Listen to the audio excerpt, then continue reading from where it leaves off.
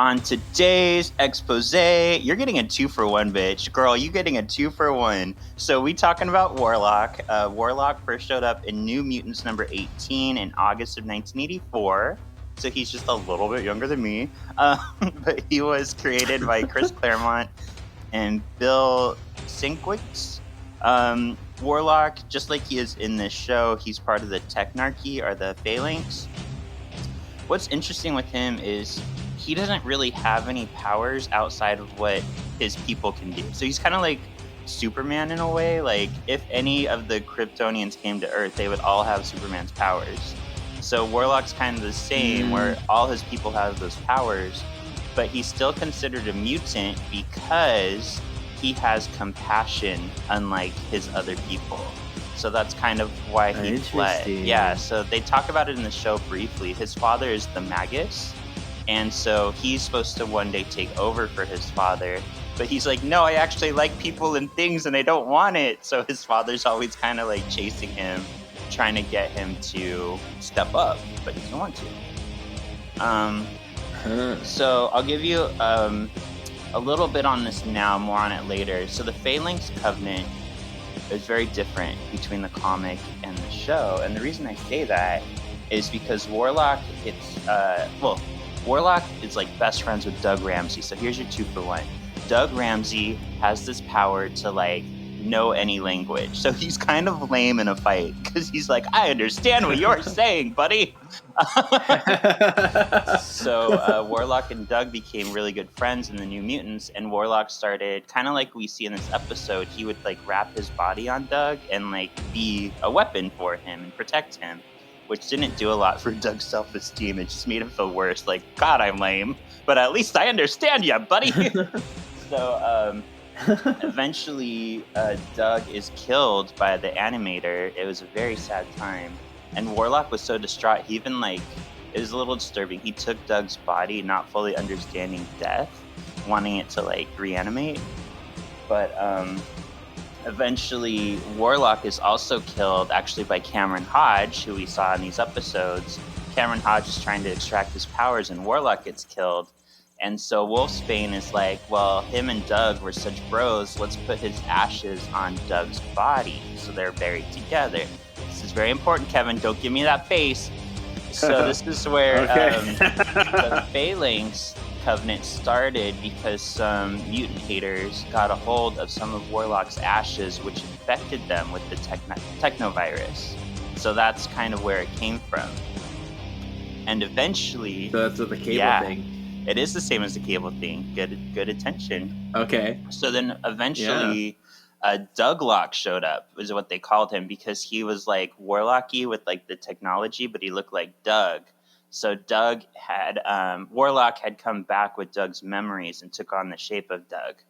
Eventually, he turned back into Warlock. Eventually, Doug comes back also. I won't get too far into the weeds, but that's kind of your history of Warlock and kind of the tragedy and happiness that is Warlock, and the kind of zaniness that's Warlock, because he is very much like this, where he changes shape and does crazy like things like we saw in the cartoon. Yeah.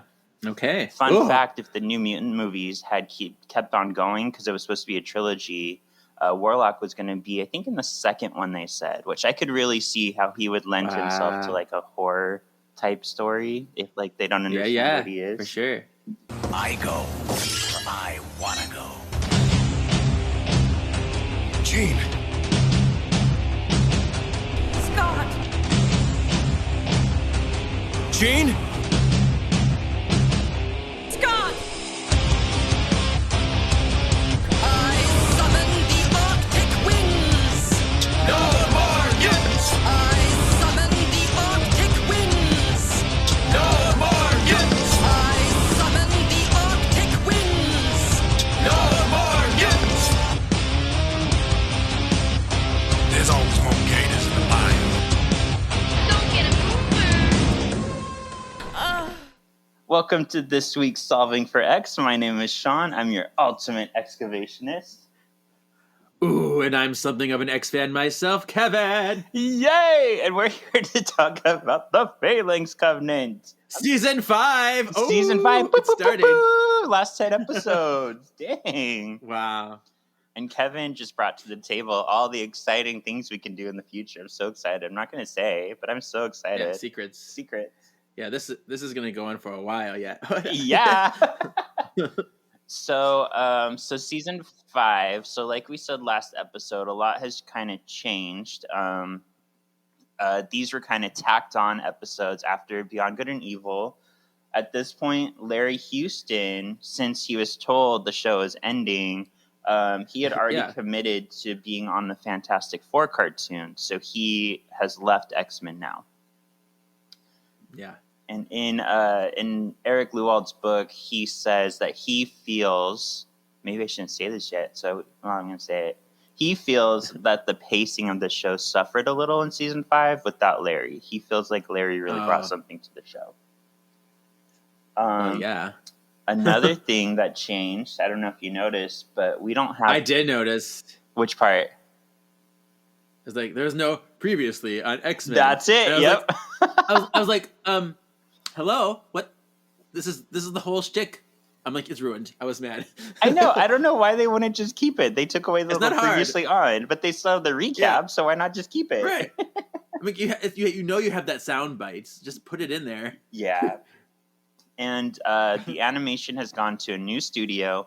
I feel like in these episodes, it's not as apparent, but I think you'll notice it more and more as we go. And later on, you've kind of already seen it, because in the long shot episode, remember that one? Yeah, that was the new studio. When they put it in between, when you put the order in order, when it's between the old stuff, then it's like you can really tell. Yeah. Yeah, and No Mutant is an Island was season 5, which we saw. So yeah you can tell a lot more. But there's an episode in this season, Kevin, the animation is so legendarily bad. Like, they make fun of it in honest trailers. It just cracks me up. I can't wait till we get to it.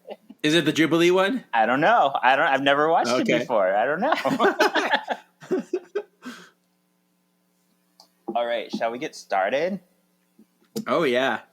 All right, so last week's previously on was, who would you have wanted to lead the X-Men? Gambit, Rogue, Wolverine, or Beast? How do you think this went down? I think people would probably agreed with us for Rogue, because it's a no-brainer for me. You know, I kind of thought, like, Wolverine would give Rogue a run for her money, but let's see how it turned out. So Gambit got 3% of the votes. Yeah. Nobody thinks Gambit's capable. He's too blasé-da. Yeah. Wolverine got 8% of the votes. Beast got 27% of the votes, and Rogue got 62%, 23 votes for Rogue. So people like them some Rogue. I don't know why this crossed my mind, but while I was getting ready to record with you, I was thinking, I feel like if you ask any X fan, like maybe his 5 or 10 favorite X-Men, everybody's going to have at least Rogue, Jean, or Wolverine. I feel like those 3 are givens. Like, every X fan likes at least one of them. Yeah, I can see that. Mm-hmm. And then I feel like with our listeners, we have a lot of Iceman fans because we gay. We're not sexual. There you go. It's like if you weren't an Iceman before, once he came out as gay, you're like, yes, Iceman, I love him. Right? I'm going to be shot. All right, let's go. So, fun fact too. So this episode came out over a year after Beyond Good and Evil, because, I mean, it was last minute, and they had to animate and write and everything. But this one actually aired on the same night, September 7th, 1996, as part 2. So it was a double feature. Very nice. Very nice. And it was written by Stephen Melching and David McDermott. I couldn't really find... I'll try to research more for next week, but it was hard finding a director. Larry Houston is still credited for this episode and all of season 5 on IMDb, but he did not do it. So, like, secret directors, weird. Yeah, maybe. All right. Police are locked in battle with Joe's calamari truck. Something bangs on the walls from within. It's Sabretooth. He leaps at the coppers. So, fun fact, I noticed this. This is a little inside joke right here because one of the executive producers of the show is Joe Calamari. And you know what? I was having flashbacks to our Dax episode because they had calamari on the wall. It's like calamari 79, whatever. Yep. And so I had that in my notes. I didn't know why, but I'm like, it reminded me of something. So Because that was also, I think, an inside joke for Joe Calamari, if I remember right. yeah, right. So Look at you paying attention. You might just do well on this quiz after all. maybe. All right. Meanwhile, Jubilee is riding in the Blackbird with Beast. The two are on their way to confront Sabretooth. Beast explains that Xavier purposefully did not send Wolvie because of how much of a diva he gets around Sabretooth. They got some history, girl. And they're all out of Snickers. I was kind of like, really, Professor, out of all the X-Men, you're going to send Beast and Jubilee? Like, Beast can at least stand up to him, but Jubilee... Yeah. I know, it's like, okay. Like, get her out of the house. I need something. I need her to stop messing around with stuff. She's eating too many chili fries. We're all out of chili fries. Yeah. She keeps asking everybody questions like, shut up already, girl. Yeah. If she blows up one more fucking VCR, I'm going to lose my shit. All right. Back at the showdown, Sabretooth continues to assail the cops. I like that word, assail. It's related to assassin. Yes. The Blackbird comes around and unleashes tranquilizing gas on Sabretooth and the citizens. Beast brings the Blackbird down for a landing. So this makes sense, like, why those two got sent, because they just knocked everybody out anyway, so it doesn't matter. Right. Yeah. I put a note here, though. I feel like in today's climate, like, how political would this be? Yeah. It's a lot. Yeah, I feel like people would be like, oh, mutants knocked this out, they did stuff to us, or they didn't have my consent to knock me out and save me from Sabretooth. Like, it would be crazy. It's so, I mean, people are so sensitive now, like so super sensitive, where it's like really unfortunate. Yeah. It's like, dude, just be grateful. Yeah, exactly. They stopped something bad without destroying a bunch of stuff. It's like, Snow White didn't have consent to be kissed. I'm like, shut up. You know what was funny about that when I researched it is it was kind of an off-the-cuff, like, joke that somebody wrote in their, like, thesis, kind of. But I think the other side kind of took it and ran with it just to be like, look how ridiculous they are. They're not happy with anything. So it blew up into much more than it should have been. Yeah. Yeah. All right. Scene 4. I went to scene 3. Oops. Okay. Scene 4. Back at the manor, Beast carries in a prone. Prone. Just means, like, Prone. knocked out or, like, not moving. Okay, I was thinking of like prone to affectation. I don't know. I think it was like a. Anyway, Beast carries in a prone Sabretooth. He explains to Xavier that they can't keep him here indefinitely. Xavier agrees. He says he'll try mind work on Sabes one more time, but if it don't work, he's going to turn that sucker in. They throw Sabes in a cell. And Beast tells them not to worry. The sedative will last 8 more hours. And Jubilee is like obsessed with this. She's like, 8 more hours? And she's like, guess what, everybody? He'll be knocked out for 8 more hours. Storm, did you hear? He'll be in there for a long time. We can do anything to him. Right. Isn't that amazing? As they walk away, Sabretooth wakes up and looks all machine. He's like, I'm awake, y'all. I'm awake. All right. Back in the war room, a golden light showers over the computers. I purposely use certain words there to evoke certain thoughts. The same mechanical-looking stuff in Sabretooth spreads throughout the computers. We see that Sabretooth is the cause of it. Mm-hmm. So one thing I'll say, like, this is, to me, I was telling Kevin before we started recording, this was like one of the first comics that I read when I was young. I guess not one of the first, but I remember they were pretty early on. I got 2 of the Phalanx Covenant comics, so I have like a very soft spot for this story. And so I'll talk about how I think it translated at the end. But one of the things I really like so far is it pays tribute to the fact that Sabretooth was locked up by the X-Men when everything started. And he was a big part. So I like that they kind of had it start like this. So I'll just say that for now. Okay. Upstairs, Jubilee explains the save stitch to Storm. Yeah, we talked about this. They happen upon Logan, who demands to know where Sabretooth is. He's like, where is he? He runs in on Professor X and Rogue. And yeah, because Rogue's like, he's in the gem. And Jubilee's like, he's in the gym, and like, yeah, and then he runs into Professor X and Rogue is like very much 80s, like the machine where you have the thing, and she's like, I'm lifting this bar, and then Professor X in his purple tank top was like, okay, Professor X,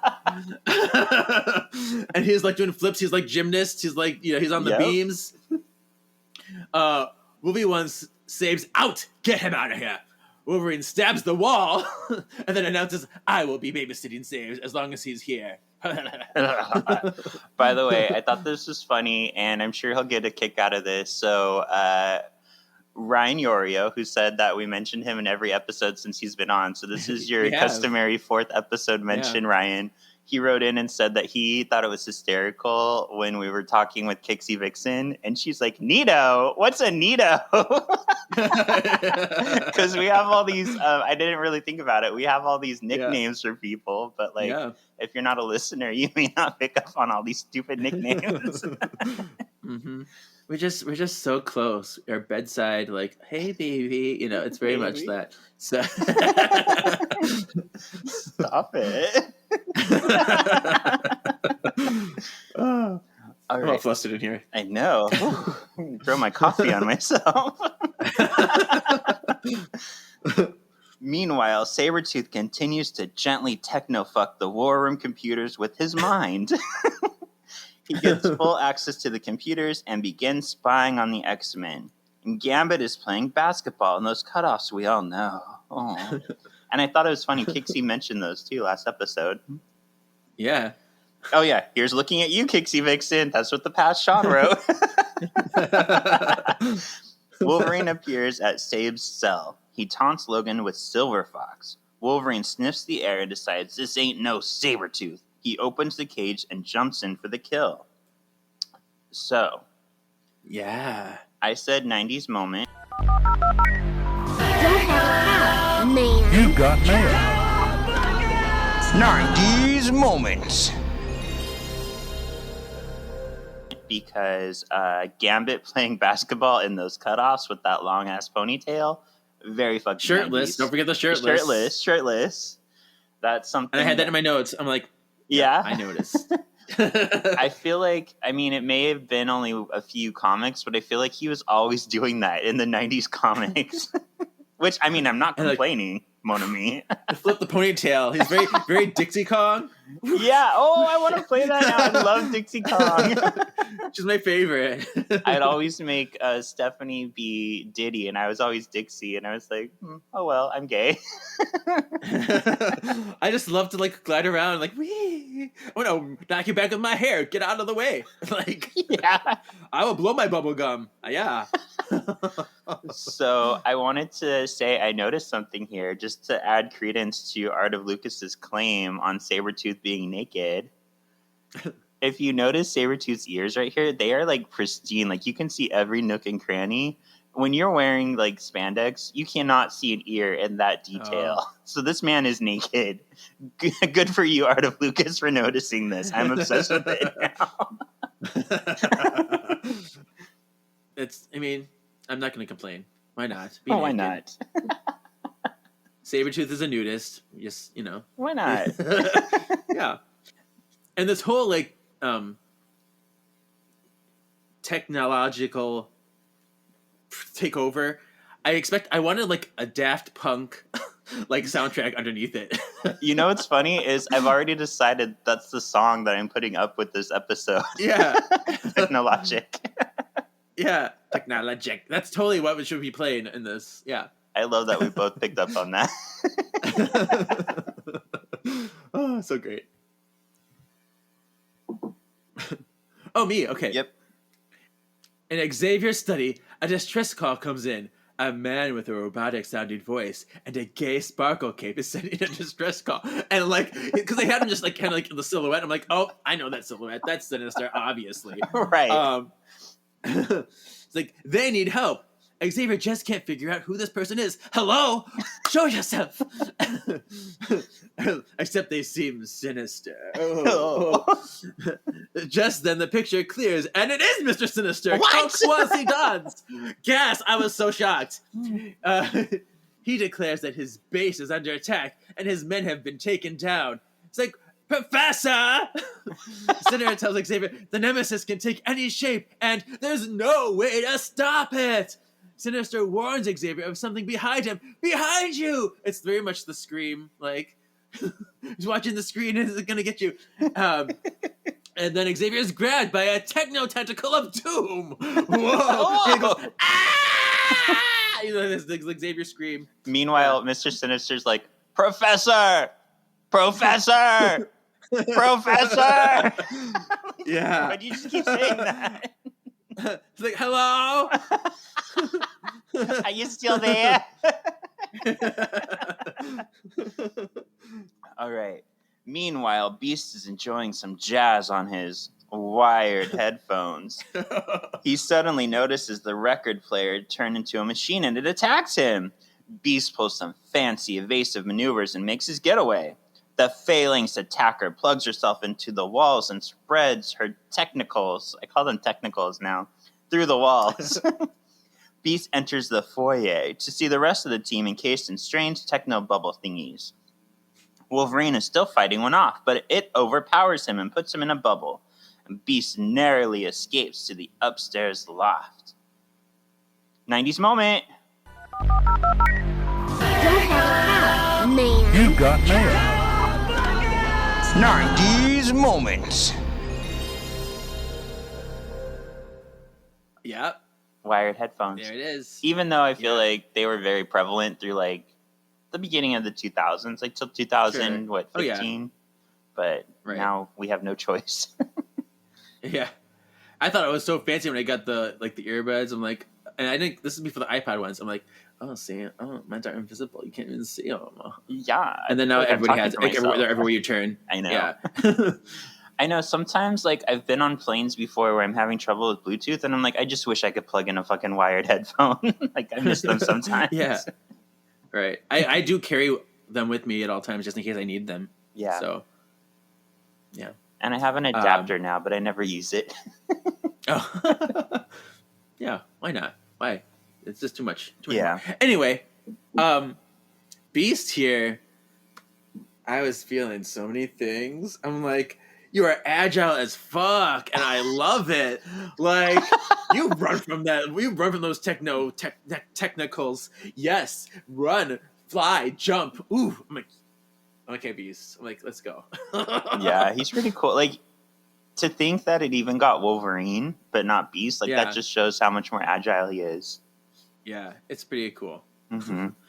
But also Wolverine, and I think this is a good, like, something to point out to lend credence to our argument last week. Wolverine just goes berserk the minute he sees Sabretooth. So if he's leading the X-Men, like, no, girl, you gotta keep it cool. But, like, Beast is able to get through all this.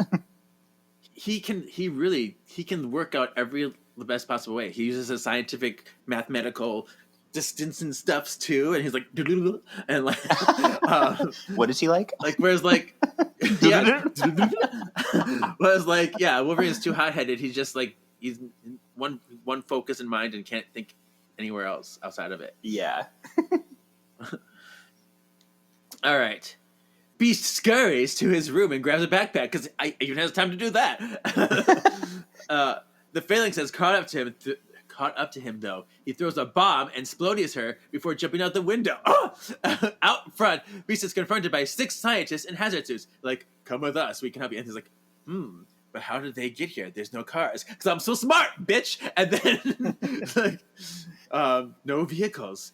And he's like, I gotta get out of here. Suspects the scientist may be the Phalanx. He's like, boom, nope. And then he steals Wolverine's Jeep and bounces. Yep. He's like, I'm sure he won't mind in this situation. And Beast's room is huge. Like, I almost was like, this can't be his room, but it is. There's a bed. There's like the bar that he practices on. Like, it's huge. Yeah. Yeah. As he's driving away, Beast sees the Phalanx bitch. He's happy to know he ditched her when suddenly a Phalanx pops up from his back seat. Ah! It tells him to accelerate and grabs at the wheel. He joins Beast in the front seat and tells him he's a friend. The Phalanx bitch is able to get in front of the Jeep. The new Phalanx Warlock grabs Beast and sprouts wings to fly them to safety. I was getting so, like, oh my god! Like, there's no reprieve ever. It's like, it's everywhere. It's like, this is the Terminator out to get you. Like, Yeah. I was like, so, like, thumping in my seat. Well, And it's funny you say that too, because if you remember, the creators collectively were a big fan of the Terminator, and that's what made them do the Out of the Past episode, or not Out of the Past. Yeah, that's true. What's that one called? One Man's Worth. What That is it was called? that was the inspiration. Mm-hmm. All right. 12. Mm-hmm. As they soar through the air, Beast calls for introductions. Warlock introduces himself as Warlock, but it's not my name. That's not my name. That's not my name. It's not a name, it's a title. And tells Beast he is from an alien species called the Phalanx. Phalanx. They live 37.5 light years away from Earth. He tells Beast that the Phalanx assimilates with everything it can, and what it can't assimilate with, it destroys. Him and his life mate didn't like the destroying part, so they ran, but their ship crashed landed on Earth. He looked for his life mate, but ran scared when scientists came and were studying her. So I didn't know this for a long time because I first got introduced to the X-Men Phalanx. Well, first off, when I was young, I used to call them the Phalanx, which I added a few syllables there. Yeah. But what it actually means is a body of heavily armed infantry in ancient Greece formed in close, deep ranks and files. So I'm not really sure why they chose this for the name of the species, but it's pretty cool. I like the name. Yeah. Yeah. I don't know if you noticed. I thought it was so cute when Warlock is acting like a backpack to Beast and sprouts the wings. Like, his hand turns into such a little baby hand for the strap. It's so cute. It's so cute. It's got like, so it's got like 3 fingers and a thumb, and it's like tiny. It's so cute. So it's like Kristen Wiig with her little bubbles popping the bubbles. Yeah. So it's like,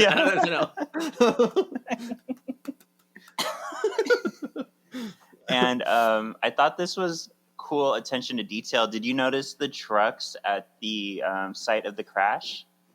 Our crash site? The calamari trucks again? Yeah, they were just calamari. So apparently these are like undercover government trucks, like hiding the alien craft, which I'm like, that's really funny that we're covering this now in the midst of all these like government like cover-ups. Like all these governments are coming out saying, we've had aliens for years, buddy. But what happens if someone comes in and is like, I'd like some calamari, please? Like, is this a food truck or what? Well, you can't order from the truck. They're just transporting, Kevin. Jeez. Oh, okay. Oh, okay. Oh my God. Okay. I know I'm spoiled with these food trucks everywhere. No, I know. I think, like, yeah, by today's standards, that would happen. People would be like, are you a food truck? Because we're so used to them now. Right. All right. Continuing his story in the present, Warlock warns Beast that the Phalanx followed them there, and now Earth will be lost as well. Beast tells Warlock that the Earth is not lost yet and directs Warlock to land. Warlock reveals that the Phalanx bitch is his life mate, but she has been assimilated and changed beyond recognition. Beast agrees to help free her, but first wants to take a selfie and then study Warlock's anatomy. They head towards a lab. All right. Follow me up to the lab and we'll see what's on this little lab. Yes. Oh, they have gold shorts and blonde hair. Oh, okay. I just decided last night because we're seeing like a production of, or not a production, but like a movie showing of it on the 28th. So I'm gonna dress like Eddie because I already have most of those clothes anyway. I just need to do blood on my forehead. All right, I like it. On the way to the lab, Beast asks Warlock to slip into something more comfortable. Oh, here's a thong. Oh. And Warlock takes the form. What's wrong? Okay. And Warlock takes the form of a scientist. It's like, this better? I'm a human. As Beast studies the alien anatomy, well then, oh giggity, he notices that it assimilates. I've lost Kevin. I cannot get through this. I know, okay.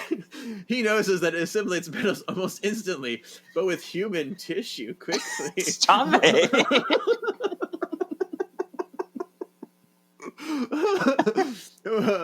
But mutant tissue seems immune.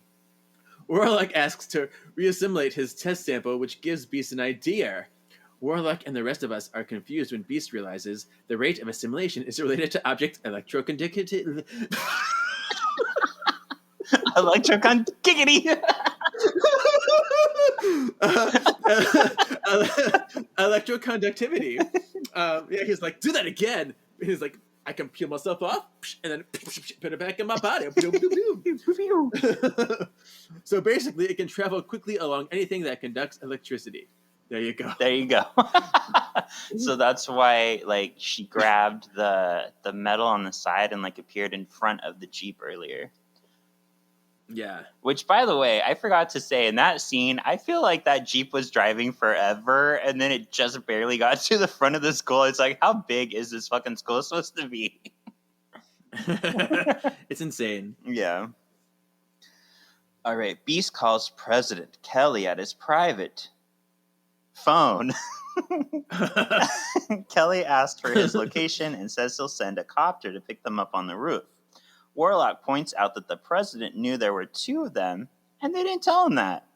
Just then, electricity runs through the wires to the fuse box, and out pops the Phalanx bitch. But Beast and Warlock have already escaped to the roof. It doesn't see them and keeps looking.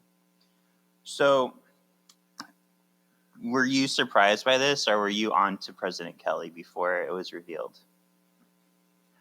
I was watching it, and I was suspicious, but I wasn't completely sure. I was just like, you're like, you better walk, because they say like he can travel through light. I'm like, you can't trust anyone. It could be anyone. And so and then when he started saying stuff like, "Oh, I'll meet you," I'm like, "Oh, I bet you." And then yeah, it was.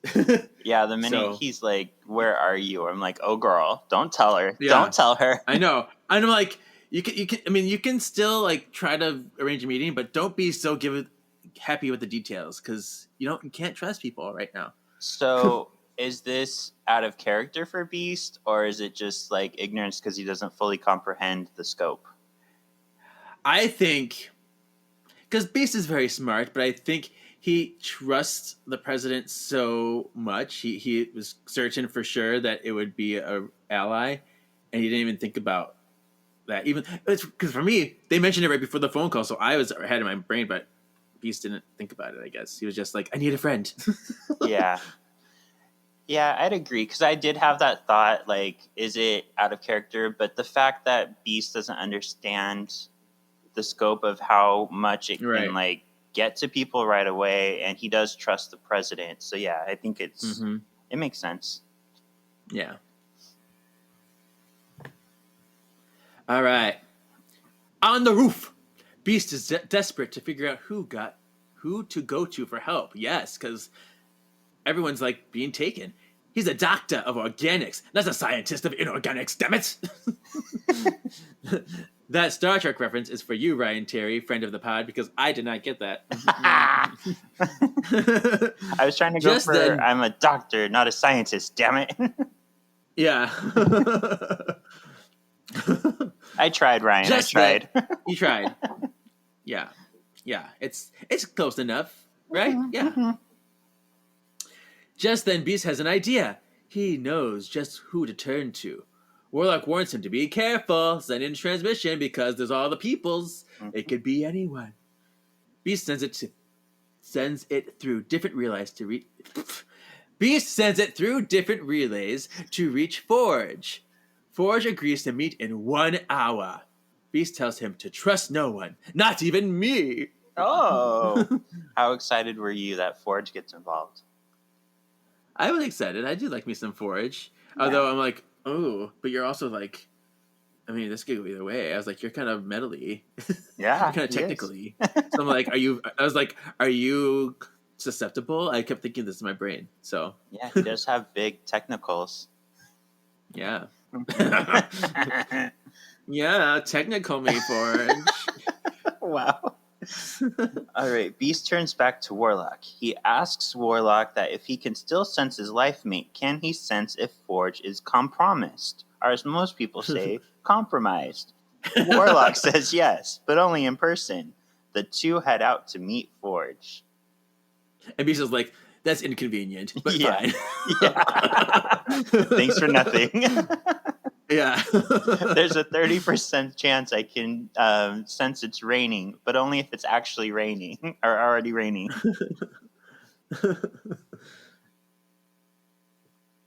Oh, me. You. Okay. At an assimilated Empire State Building, we hear an ominous voice. Cameron Hodge has been assimilated, and he's talking to a fucked up pillar of wavy heads. Nightmare inducing. I'm like, ew! I was just like, this is so gross. I don't know. He's like this is like taking the Wheelers mixed with Mombi heads and fusing them together. I'm like, mm-mm. It reminds me more of something out of like Nightmare on Elm Street because they did a lot of weird stuff with heads like that. Yeah, I did not like this. The two plan something with the Spire, but apparently assimilated mutants will speed up the process immensely. Then the Phalanx can overtake the Earth as well. So, Kevin, do you remember Mr. Cameron Hodge? Was he the one that was doing the power dampening collars, or was that somebody else? He was, good memory, he was involved in that. So he was in Enter Magneto is when we first saw him, and that's when he is Beast's lawyer.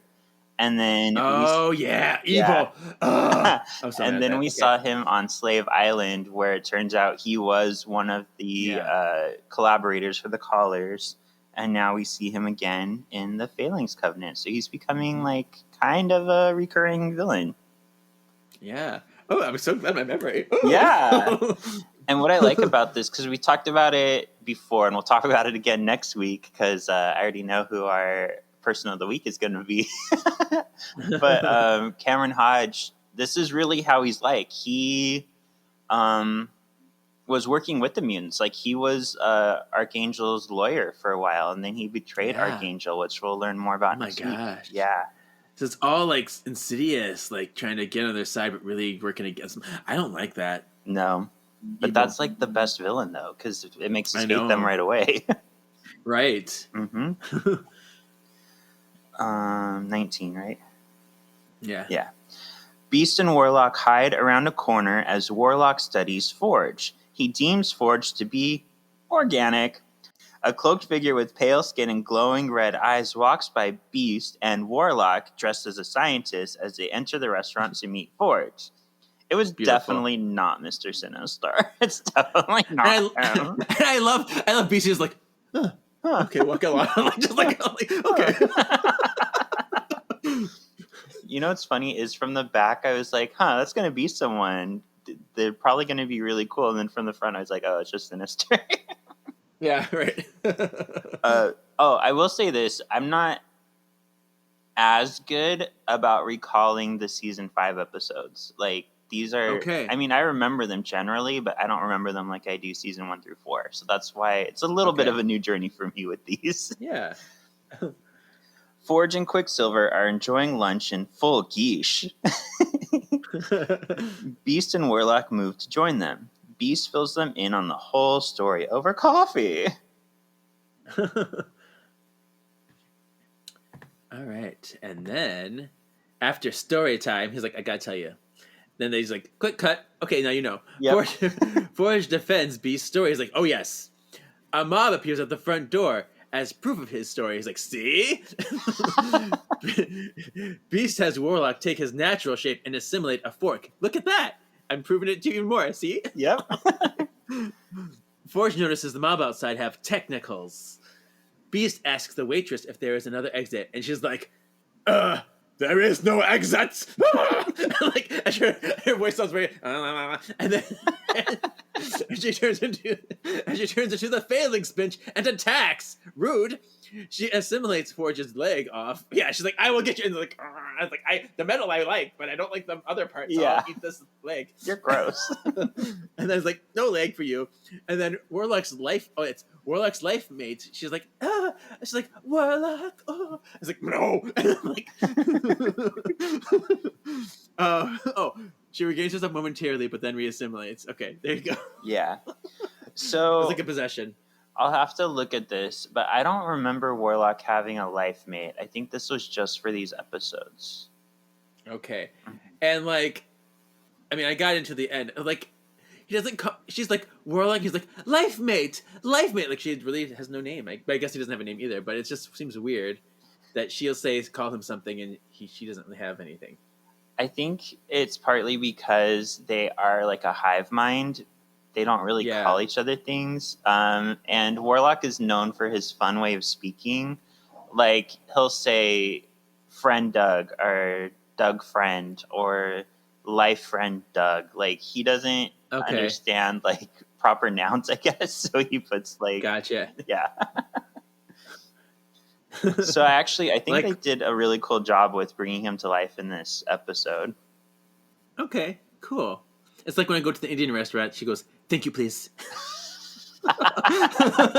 after every time we order, I was like, thank you, please. I'm like, oh, okay, cute. You're welcome, please. Yeah. Like they do. They say that. Yeah. That's nice. The four friends escape and Beast blows up the door behind them. Quicksilver runs off to get the van despite Forge telling him not to. Forge tells Warlock to leave him behind, but Warlock changes into a leg and attaches to Forge. A little ways off, Quicksilver jumps in the van, but it is a Phalanx in disguise. It nabs him. He's a dumbass. Forge and Beast run into the cloaked man who is not Sinister. He reveals himself to be Sinister. He yells, Get down! I put that in my notes. Pulling up Cyclops. I was like, oh, there we go. I know. I was so excited. It's so funny to me that every single interview in that book, every single person was like, we were always making fun of Norm Spencer for yelling "Get down," and I'm like, but he only said it like once or twice. Yeah, right. I was like, okay. Yeah, I'm like, maybe so I people just were misremembering. Yeah. And blast the Phalanx, saving Beast and Forge. Sinister calls on his ship, which comes to save them. Beast long-windedly says that they should trust Sinister for now, and they join him on the Goth Jet. Did you know Sinister's gloves? Did you notice they were red? I didn't even think about that, but cool. Well, I'm that gay. I noticed. I was like, they red, and it looks better red. I like it better. Hand dancing, sparkle hands. Stop it, you're turning me on. Spirit fingers, yeah. Aboard the jet, Senator tells them the Phalanx took everything from him.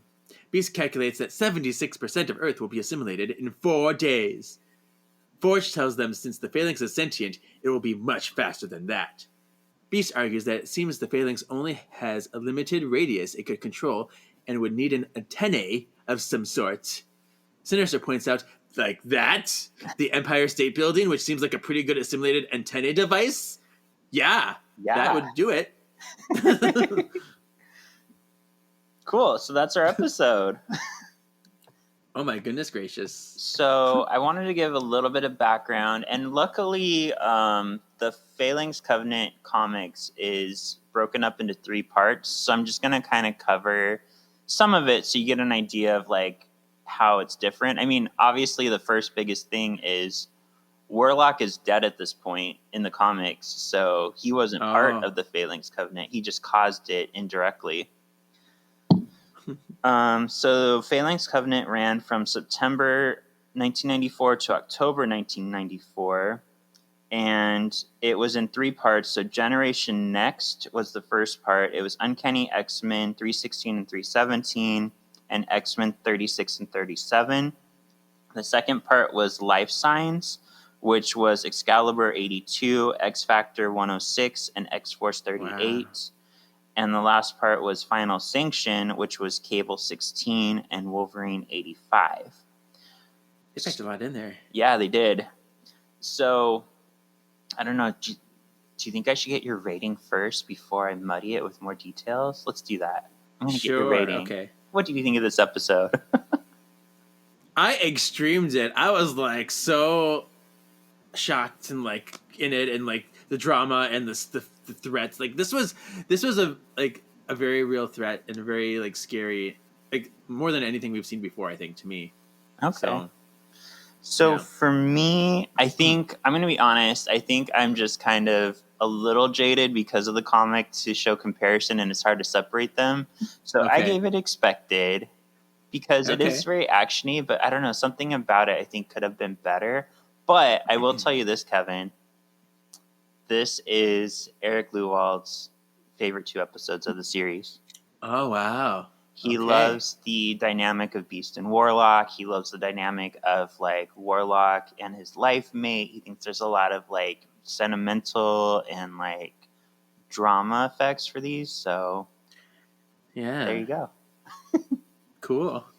So just to give a little bit of context where this takes place in the comics. So Emma has just lost her Massachusetts Academy. Her Hellions have all been killed by Fitzroy, who we remember from earlier in the show. Oh, yes. With his sexy outfit. Yeah. Okay. So she goes into like a psychic coma in order to kind of like deal with the pain. She indirectly like trades bodies with Iceman and like gets stuck in his body, Iceman in her body, which, I mean, every gay guy's dream. I'd love to be Emma for a day. Yeah. Things I could do. Right? So she's in the infirmary at the X Mansion because she's not doing well. And the story actually centers mostly around Banshee, of all people. So Banshee comes to the X Mansion, and he just feels like everything's off. And Emma's in the room like, dude, something's not right here. So he goes and he checks on Sabretooth, who's also captured. And then he goes and he sees Psylocke, and she's just not herself. And Gambit and Bishop are there. They're acting weird. So he goes to Cerebro, and Cerebro tells him there's only 4 mutants present on the grounds. Sabretooth, Emma, Jubilee, and himself. So that's how he's like, oh shit, something's really wrong. And then he's attacked by Rogue, and he screams her to death, and she like comes apart all metally because it's the Phalanx in disguise. So the first part of the story that we kind of get in this episode is all based around Banshee, Emma, Jubilee, and Sabretooth teaming up against basically everything that's getting taken over. And they learn that the Phalanx are targeting young mutants with strong powers. So they go on a mission to save those mutants, who turn out to be the Generation X mutants. So this is like how Generation X comes to be. Okay. So fine. I just feel like the comic, I know it's one of those things, I know they can't bring that to life in regards to this show because there's so much like history and stuff they'd have to lead up to. But it's still, I don't know, the show I think almost simplified it a little too much for me. But I do appreciate, like I said, how they brought in Sabretooth to the beginning. They brought in like Sinister to kind of replace Emma or Sabretooth. Like they did a good job of translating it, but I just wanted a little bit more. Yeah. That's my rant. I get that. Okay. And I'll talk more about the other two parts, Life Science and Final Sanction, next episode, because they kind of go over them then. Nice. Who would you say is the MXP? I mean, if I didn't make it obvious, it's Beast. Oh my gosh, I love him. He's so sexy. He's so proficient and so smart and so good. He's doing stuff. Yeah, he's the one who kind of like gets everybody together. Like without him, he would have been Right. captured. Yeah. Yeah. So I went slightly different. I actually said Mr. Sinister only because like he saves them at the last second. Like without him, they would have got caught at the restaurant. That's true. His jet And saves them all. He's had the experience already, kind of in a way, you know. Mm-hmm.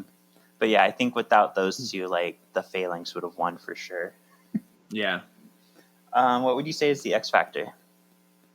This was a little tricky for me because to me this was almost unlike X-Men in a way. Because I mean I wasn't as familiar with the Phalanx stuff in the comics and stuff. So it was like this is way different than stuff we've seen before. It was very zombie apocalypse, you know? Like, yeah. This is crazy. So and there's very little powers used by mutants in this episode anyway. True. I was like, oh, it's mostly just running around.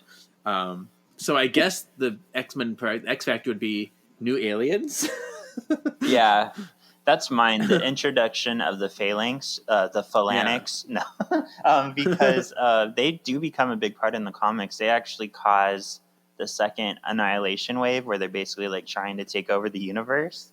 So they are big characters, and especially Warlock is kind of a mainstay in the comics. He's kind of like Dazzler in that he's kind of famous if you know the comics, but if you don't, you may have just heard of him here and there. So pretty exciting stuff. Yeah. I did want to touch on, I forgot, you reminded me.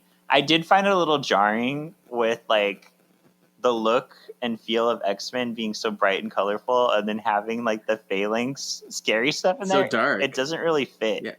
Yeah. But the way they portray the Phalanx is exactly how it looks in the comics. So it looks good. It's just kind of funny to mix the two. Yeah. All right, so here's your question of the day. This is for all the comic fans out there. So which other event do you want to see adapted for the cartoon? Do you want to see Inferno, where Madeline Pryor goes crazy and wants to sacrifice baby Cable to the devil and brings up all the demons? Do you want to see Age of Apocalypse, where Legion goes back to the past and accidentally kills Xavier and sets forth a new future where Apocalypse reigns, which I know we kind of saw a little bit? Do you want to see Avengers vs. X-Men, where Tony Stark accidentally makes the Phoenix split into 5 X-Men, and then the Avengers and the X-Men fight over the not agreed upon power of the Phoenix? Hope. Yeah. Or do you want to see, speaking of Hope, do you want to see Messiah Complex, where the mutants are dwindling and baby Hope is born? Witch. Yeah, because of Scarlet Witch. Oh my gosh! And baby I know Hope things. is I know born. comic book things. You do. So, like you kept mentioning, because I thought you were going to say a bunch of stuff that I have no idea what they are. I'm like, I know like a bunch of these, so I'm like, okay. Yeah. But it also makes it very difficult because like I know things. I'm like, oh, all right, this is very tricky for me. I don't know how I'm going to decide. Okay, let me break it down. Okay, Age of Apocalypse, because Age of Apocalypse, we get all that crazy future stuff. We get long hair Cyclops. We get some Nate Gray. Like that's exciting. Get his little X-Man tattoo. Oh, I love that. Let's see. And we got Avengers versus X-Men. You said. Yep.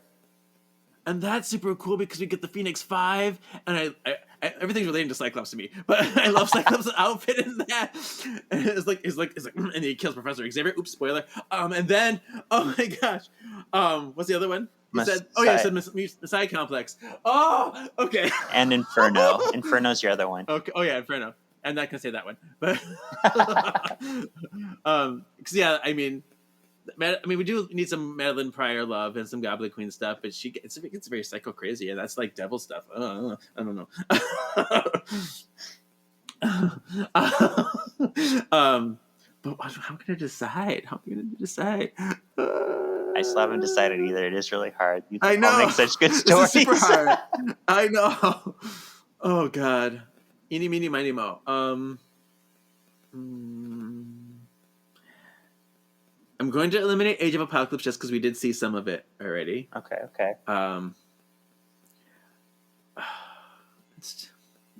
Let's do Avengers versus X-Men.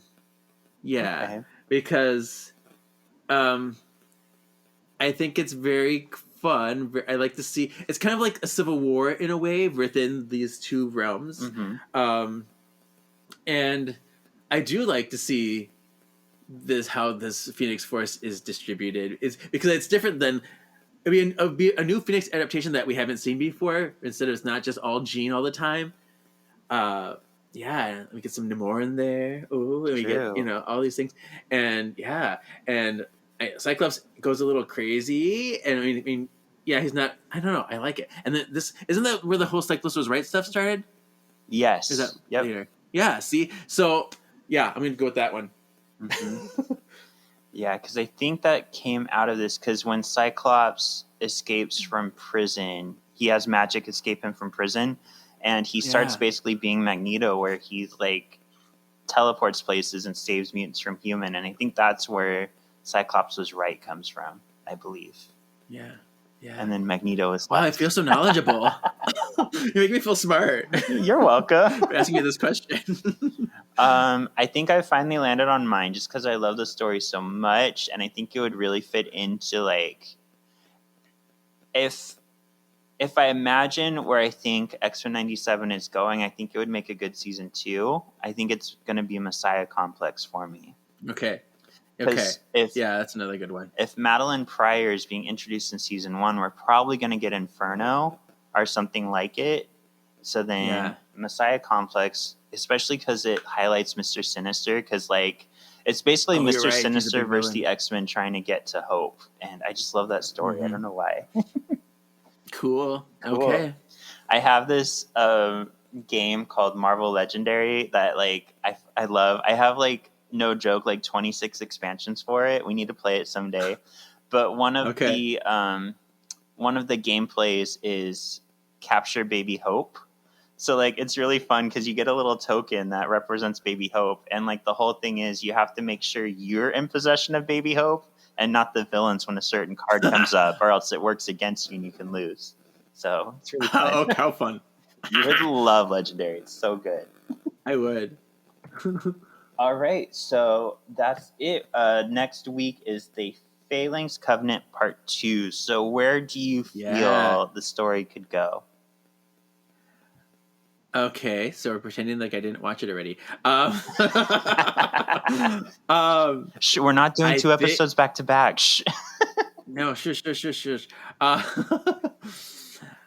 I'm thinking like this is gonna have to be a fight of all fights. They're gonna maybe have to find some more allies and find a way to save the world.